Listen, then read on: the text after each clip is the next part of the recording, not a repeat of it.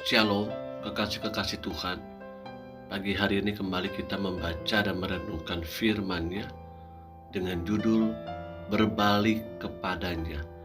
Selasa edisi Kitab Mazmur bersama saya Fani Paendong. Mazmur 78 ayat 56 sampai 72. Tetapi mereka mencobai dan memberontak terhadap Allah yang Maha Tinggi dan tidak berpegang pada peringatan-peringatannya. Mereka murtad dan berkhianat seperti nenek moyang mereka, berubah seperti busur yang memperdaya.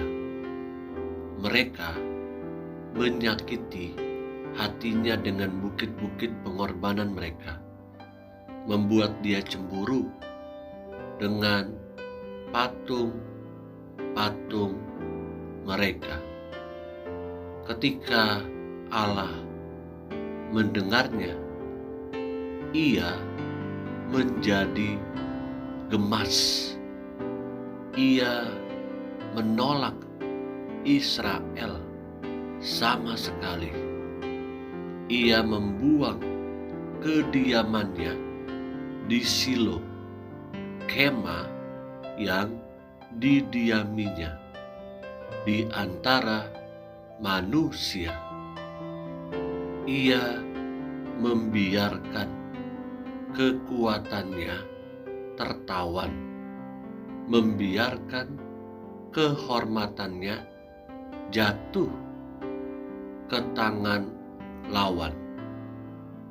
Ia membiarkan umatnya dimakan pedang, dan gemaslah ia atas miliknya sendiri.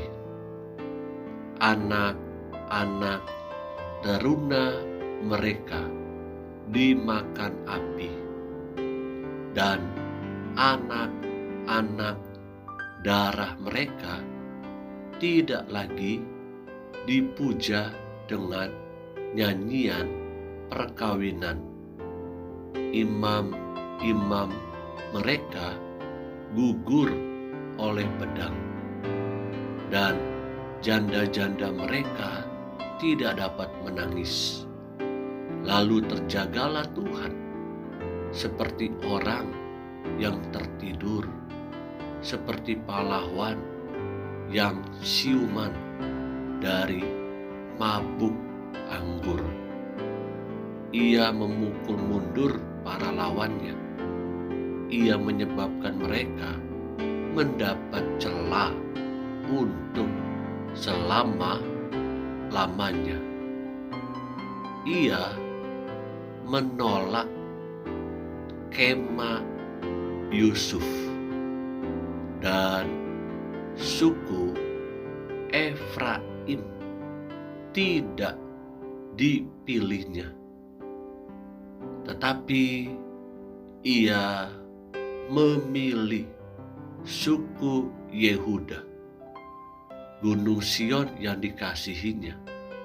Ia membangun tempat kudusnya setinggi langit, laksana bumi yang didasarkannya untuk selama-lamanya.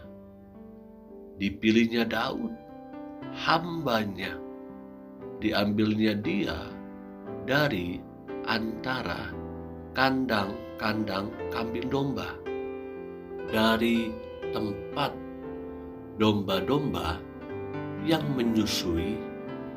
Didatangkannya dia untuk menggembalakan Yakub, umatnya, dan Israel, miliknya sendiri. Ia menggembalakan mereka dengan ketulusan hatinya, dan menuntun mereka dengan kecakapan tangannya.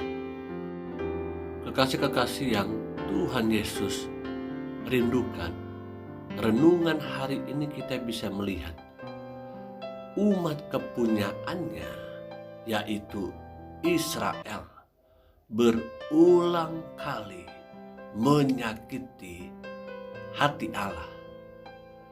Namun Allah datang untuk mengharapkan mereka berbalik kembali di jalannya.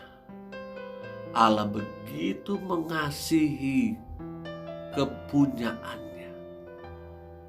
Allah merindukan bahwa Israel bisa memahami, bisa mengerti apapun yang terjadi di depan mata mereka. Bahkan Allah sendiri yang turun menyatakan mujizat ilahi. Bagaimana hubungan kita dengan Allah? Samakah seperti bangsa Israel yang memberontak kepadanya? Dalam keseharian kita, tanpa disadari, sikap pemberontakan kepada Allah itu kita lakukan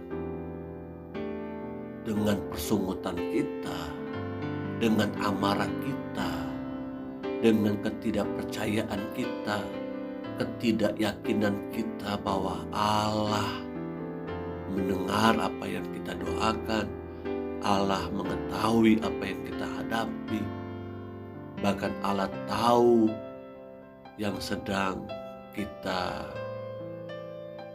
hadapi bersama dengan keluarga, di tengah-tengah masalah ekonomi kah, di tengah-tengah sakit penyakit kah. Sungguh Allah mengetahuinya, karena Allah adalah pribadi yang penuh kasih, dan Dia pun pribadi yang bertindak dengan adil.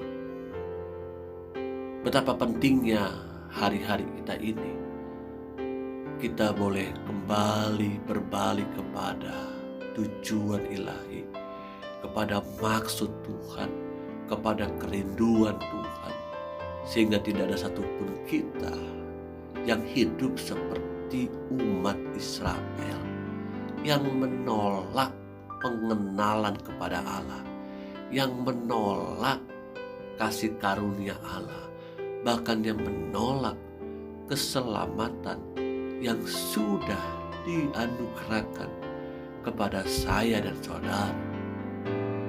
Mari hari ini ikuti dan lakukan apa yang Roh Kudus sampaikan dalam hati kita, lewat firman Tuhan, lewat nasihat-nasihat, lewat didikan-didikan, bahkan lewat proses demi proses.